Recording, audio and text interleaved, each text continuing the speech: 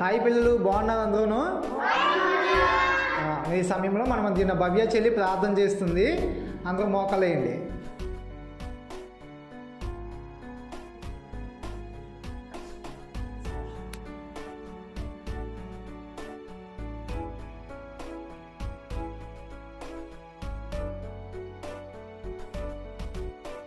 అమ్మ భవ్య, ప్రార్థన అయిపోయిందా?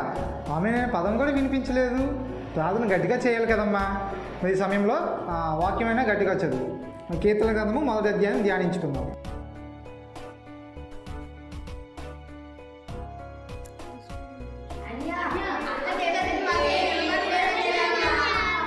ఇలా అయితే ఎలాగమ్మా?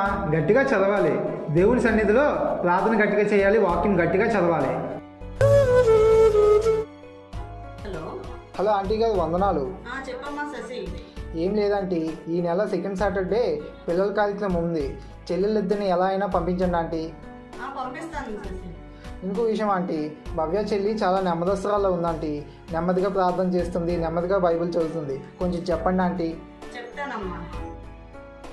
చెల్లి చెల్లి, మన నా బ్లూ డ్రెస్ వేసుకున్నావు కదా, ఎక్కడ పెట్టేశావు? చూడక అక్కడ ఎక్కడో ఉంటుంది. అయినా సరే నావెందుకు వేసుకోవాలి? నీకు కూడా ఉన్నాయి కదా. అమ్మా అమ్మా, చెప్పు, ఏమైంది అలా అరుస్తున్నావు? చూడమ్మా, చెల్లి నా డ్రెస్ వేసుకొని ఎక్కడో పెట్టేసింది. ఇప్పుడు అడిగితే ఏమో చిరాగ్గా నన్ను వెతుక్కోమంటుంది. ఎందుకంత పెద్ద నోరు పెట్టి అరుస్తున్నావు? నాకేం చెవుడు అనుకున్నావా?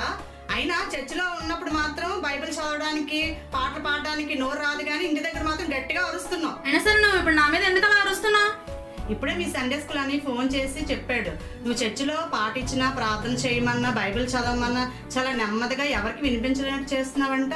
చూడమ్మా భవ్య, మనం దేవుని సన్నిధిలో పాట పాడినా, వాక్యం చదివినా, ప్రార్థన చేసినా గట్టిగా అందరికి వినిపించేటట్టు చేయాలమ్మా. దేవుడు కూడా మన దగ్గర నుంచి ఇదే కోరుకుంటున్నాడు.